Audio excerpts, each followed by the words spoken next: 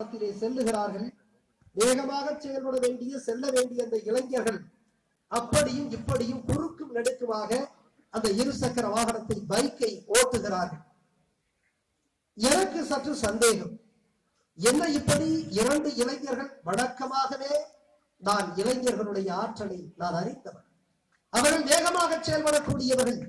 குறிப்பாக என் தமிழ் சமூகத்தினுடைய இளைஞர்களுடைய மகத்தான ஆற்றலை நான் அறிந்தவன். எனக்கு தெரியும். இன்றைக்கு பேசுகிறார்கள், இந்த லஞ்ச லாவண்யத்தை பற்றி பேசுகிறார்களே நண்பர்களே, உங்களுக்கு சொல்லுகிறேன், என்னுடைய தமிழ் சமூகம் விழிக்க தொடங்கி இருக்கிறது என்று நான் நம்புகிறேன்.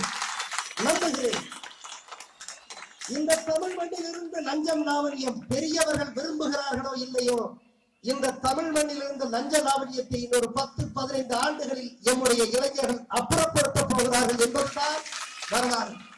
இது நடக்கப் போகிறது. யார் விரும்புகிறார்களோ விரும்பவில்லையோ, எம்முடைய மாணவர்கள் இளைஞர்கள் லஞ்ச லாவண்யத்தை என் தமிழ் சமூகத்திலிருந்து அப்புறப்படுத்தக்கூடிய தருணம் நிச்சயமாக நடக்கப் போகிறது.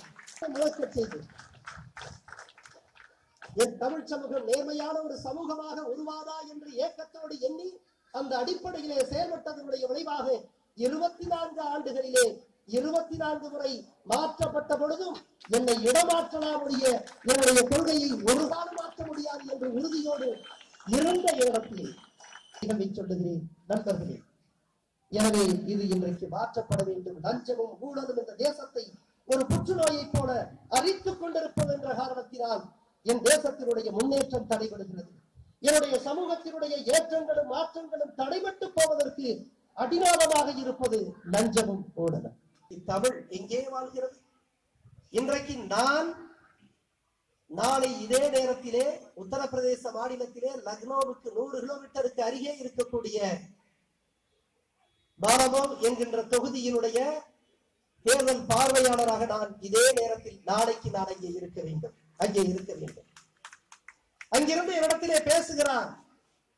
எனக்கு உதவி செய்யக்கூடிய உதவியாளராக நியமிக்கப்பட்டவர் பேசுகிறார். அவர் ஒரு துணை ஆணையர், வணிக வரித்துறையிலே துணை ஆணையராக பணியாற்றுகிறார். அவர் பேசுகிறார், ஹிந்தியிலே பேசுகிறார், நான் ஆங்கிலத்திலே பேசுகிறேன். ஹிந்தியிலே பேசுகிறார், நான் ஆங்கிலத்திலே பேசுகிறேன். நான் சொல்கிறேன், அவர் ஹிந்தியிலே பேசுகிறார். சுசில் குமார் என்பது அவருடைய பெயர். I am sorry, I am not able to understand your Hindi என்று சொல்லுகிறேன். எனக்கு உன்னுடைய ஹிந்தி தெரியாது என்று சொல்லுகிறேன். அவருக்கு ஆங்கிலம் தெரியவில்லை. அங்கே ஹிந்தி பேசுகிறார்கள், அதிலே பெருமை கொள்ளுகிறார்கள். ஆனால் எம்முடைய மக்கள் ஆங்கிலம் பேசுகிறார்கள், அதிலே கர்வம் கொள்ளுகிறார்கள். தமிழ் பேசுவது இல்லை. பஞ்சாபிலே இருக்கிறது. அங்கே இருக்கக்கூடிய மாவட்ட ஆட்சித்தலைவர் உத்தரவு போடுகின்ற பொழுது பஞ்சாபி மொழியிலே போடுகிறார்கள். ஆனால் இங்கே அப்படி இல்லை.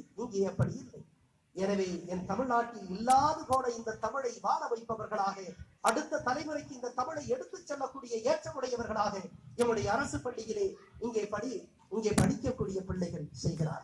மேலும் செய்திகளை உடனுக்குடன் அறிந்து கொள்ள சற்று முன்னுடன் இணைந்திருங்கள்.